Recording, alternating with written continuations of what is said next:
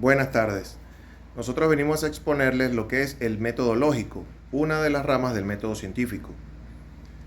Antes de comenzar con el método lógico, vamos a dar un concepto general de lo que es el método científico, el cual tiene varias acepciones, varios conceptos, pero lo podríamos definir como un conjunto de pasos establecidos que se utiliza principalmente para la obtención de nuevos hallazgos, nuevos conocimientos en la ciencia. El método científico se emplea aproximadamente desde el siglo XVII, sobre todo en las ciencias naturales, y luego se ha aplicado a varias ramas del conocimiento. Para que un método pueda ser llamado científico, debe basarse en lo empírico y en la medición. Cuando hablamos de lo empírico, hablamos de todo el conocimiento obtenido, la información obtenida mediante la experiencia y la observación. Cuando hablamos de la medición, se refiere a todos los datos que se puedan recabar, que se puedan recaudar, datos estadísticos que puedan aportar para la investigación. El método científico tiene varios pasos, el primero es la observación, que es donde se hace el reconocimiento, la percepción de lo que vamos a investigar. El segundo paso es el reconocimiento del problema, es donde contrastamos la información obtenida para poder reconocer el problema exactamente. Luego se formula el tercer paso, que es la hipótesis, la hipótesis, que es una probable solución que se está proponiendo para dicho problema. El cuarto paso son las predicciones, en el cual son los resultados que esperamos de la investigación. Luego viene el quinto paso, que es la experimentación, ¿verdad? Que es donde hacemos un ensayo para poder validar la hipótesis o no. Luego viene el análisis de los resultados, en el cual nosotros hacemos un análisis para ver si se pudo validar o se rechazó la hipótesis. Y por último, la comunicación de los hallazgos, que significa compartir el conocimiento con la sociedad entera, el mundo entero, para poder decir los resultados de nuestra investigación y los aportes de la investigación. Muchas gracias. Hablemos un poco acerca del método lógico deductivo, sobre todo haciendo énfasis en lo deductivo. Bueno, surge como una necesidad del razonamiento humano de una herramienta del pensamiento para obtener conclusiones. Uno de los primeros al valerse de esta herramienta o de este método fue Aristóteles, un filósofo. Luego, más adelante, Descartes perfecciona la idea del razonamiento deductivo, hasta lo que hoy en día manejamos como método lógico deductivo. El método lógico deductivo se caracteriza porque estudia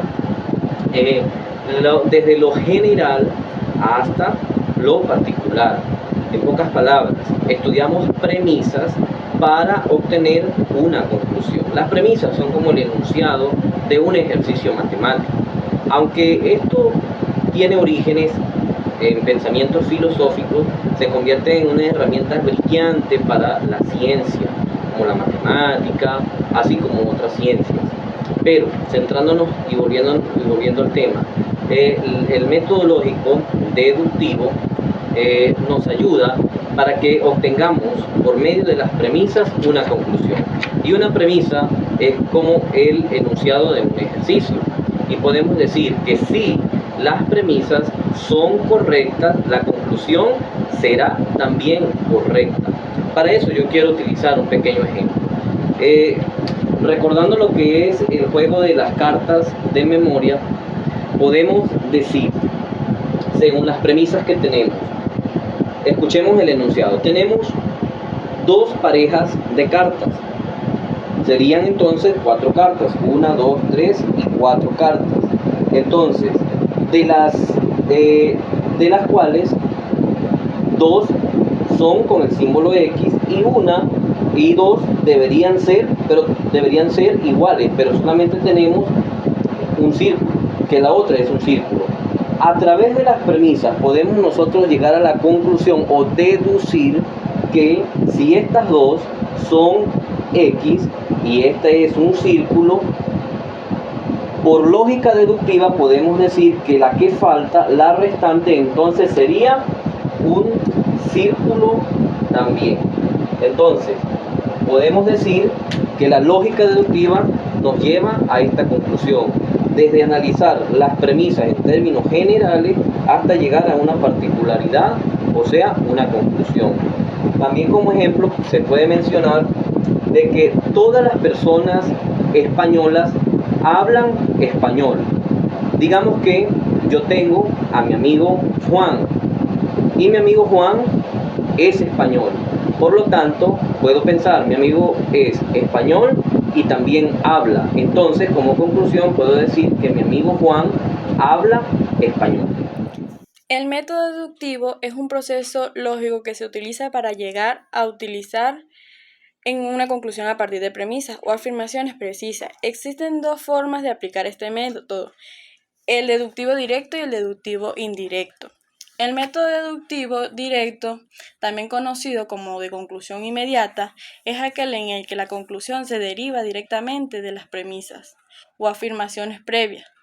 En otras palabras, si las premisas son verdaderas, entonces la conclusión también sería necesariamente verdadera. Por otro lado, el método deductivo indirecto, también conocido como conclusión inmediata, es aquel en el que la conclusión se deriva a través de una serie de pasos, intermedios o inferencias lógicas.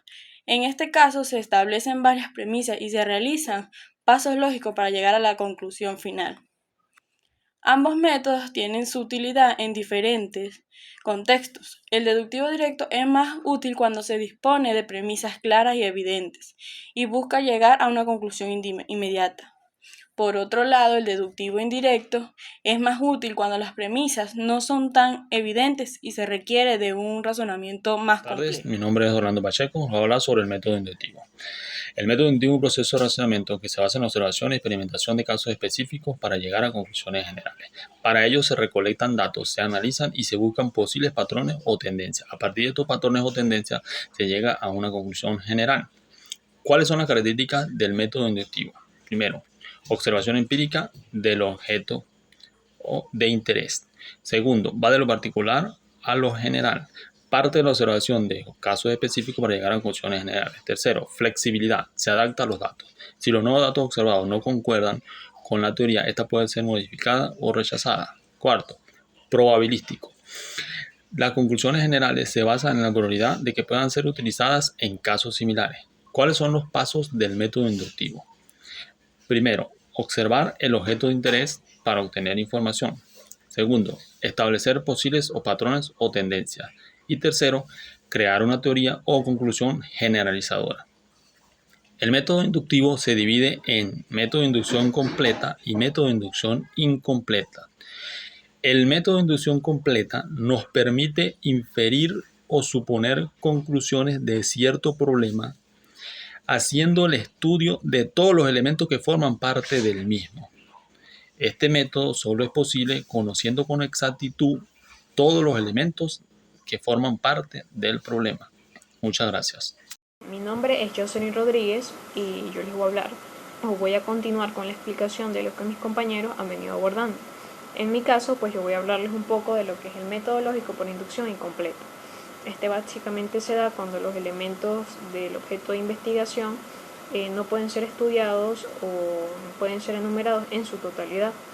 Esto implica que el investigador o el sujeto de investigación tenga que apenas agarrar una parte o un fragmento del campo de investigación para poder generar sus conclusiones o generar el experimento.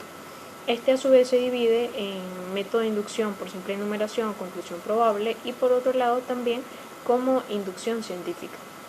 En el primero de los casos, que es el de simple enumeración, pues generalmente este se aplica cuando el campo de investigación o el objeto de investigación es muy amplio, extenso o infinito.